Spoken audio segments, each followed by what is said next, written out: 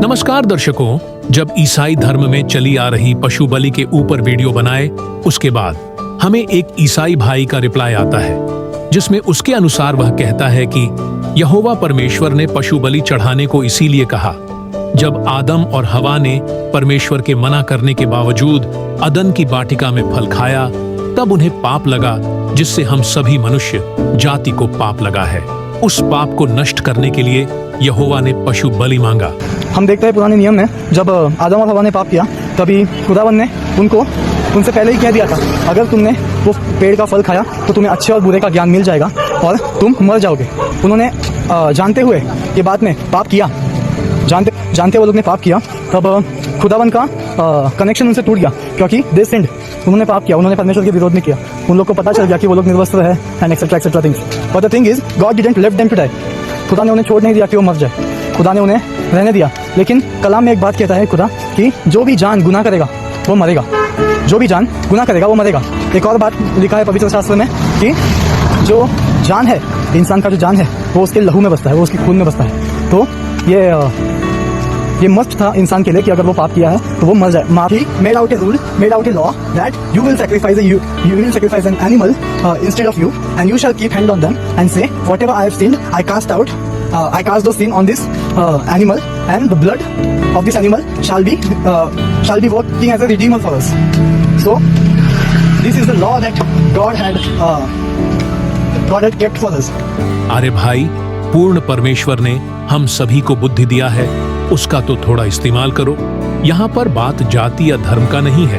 हम केवल जाति या धर्म में चल रहे गलत कुरीतियों का विरोध कर रहे हैं। जैसे कि इन्होंने अपने वीडियो में उदाहरण देकर बताते हैं कि एक तरफ इंसान है और दूसरी तरफ एक पशु है, दुर्घटना होने वाला है, जिसके द्वारा गलती से दुर्घटना हो रहा है। वह यथासंभव इंसान को बचाने की कोशिश करेगा और जो पशु है उसे ठोक डालेगा।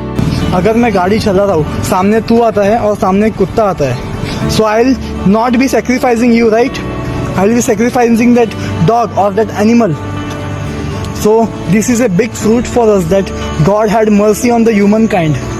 That God had mercy on the humankind, and instead of human, He accepted that it will be okay that animal blood will be shed. अब आप लोग बताओ, एक तरफ ये ईसाई मानते हैं कि यहोवा ही पूर्ण परमेश्वर है और दूसरी तरफ इनका मानना है कि यहोवा पाप क्षमा नहीं कर सकता, पाप क्षमा के लिए बलि चाहिए। अरे ऐसे भगवान का क्या करे जो पाप क्षमा नहीं कर सके?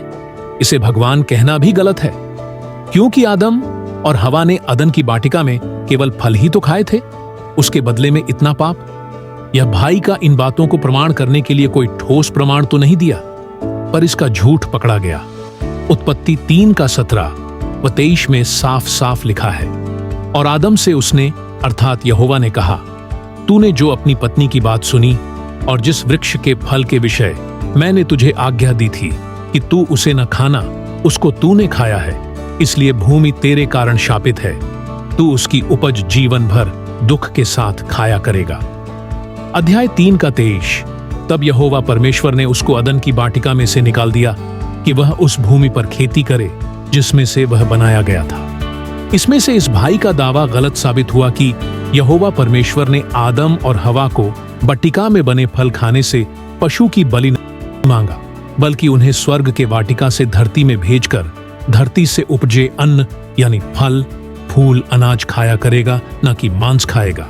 आशा करते हैं कि इस वीडियो को देखने के बाद इस भाई का आंख खुल गया होगा।